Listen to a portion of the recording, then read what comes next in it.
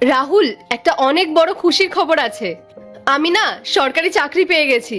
আর আমি ডিএম ম্যাডামের as a personal assistant কাজ করব। এই নাও লেটারটা।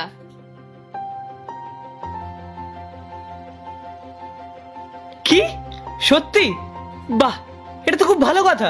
ভাই, তুই তাড়াতাড়ি যা, রামুর দোকানে গিয়ে অনেকগুলো মিষ্টি কিনে নিয়ে আয়। আজকে পাড়ার সবাইকে মিষ্টি খাওয়াবো।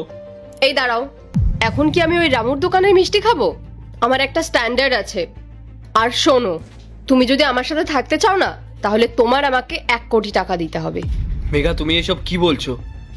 আমি ওই ইউপিএসসি পড়তে চেয়েছিলাম, আর তুমি সিভিল সার্ভিস করতে চাও বলে আমি আমার স্বপ্নটাকে স্যাক্রিফাইস করে তোমাকে পড়িয়েছিলাম। আজকে তোমার এই চাকরি পাওয়ার পেছনে সব থেকে বড় সাপোর্ট আমি তোমাকে করেছিলাম। ইনফ্যাক্ট আমি আমার স্বপ্নটাকে পর্যন্ত স্যাক্রিফাইস করে দিয়েছিলাম।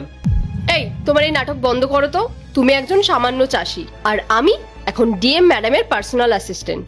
আর তোমাকে যখন আমি বিয়ে করেছিলাম না, তখন আমার স্ট্রাগলিং পিরিয়ড চলছিল, কিন্তু এখন এখন আমি সাকসেসফুল। আর তুমি নিজেই ভাবো তো, বাইরে যখন সবাই জানতে পারবে যে ডিএম ম্যাডামের পিয়ের বর একজন সামান্য গেও চাষি, তখন আমার রেপুটেশনের কি হবে? মেঘা, তুমি হয়তো ভুলে যাচ্ছ, তোমার সাথে সাথে আমিও স্ট্রাগল করেছিলাম। ভাই ঋতিকাকে সামলাতো, আর আমি এই পরিবারটাকে সামলাতাম, তোমার খেয়াল রাখতাম।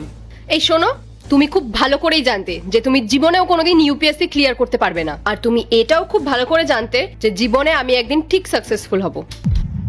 তখন তুমি আর তোমার এই গোটা ফ্যামিলি আমার ঘাড়ে বসে খাবে। এই শোনো, আমি আর তোমার কোনো এক্সট্রা কথা শুনতে চাই না। হয় তুমি আমাকে ডিভোর্স দাও, না হলে 1 কোটি টাকা দাও।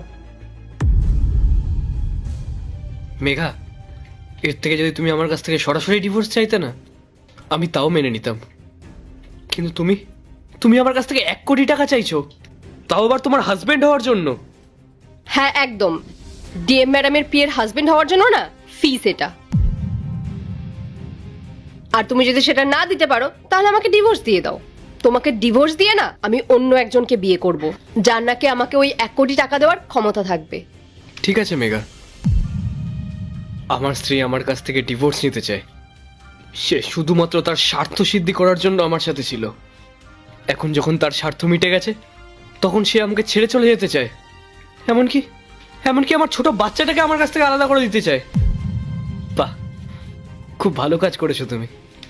না না রাহুল, তুমি ভুল ভাবছো। আমি ওকে তোমার থেকে আলাদা করব না। ওকে তুমি তোমার সাথেই রেখে দাও। সামনে এখন আমার একটা সুন্দর ফিউচার রয়েছে। আমি এখন একটা বড় পোস্টে জব করছি। আমি এবার এমন কাউকে বিয়ে করব যে আমার থেকেও উঁচু পোস্টে জব করবে, আর আমার থেকে অনেক বেশি টাকা ইনকাম করবে। আর যখন সে জানতে পারবে যে আমার একটা মেয়ে আছে, তখন কি সে থোড়ি না আমার সাথে বিয়ে করতে রাজি হবে? আর সেই কারণেই না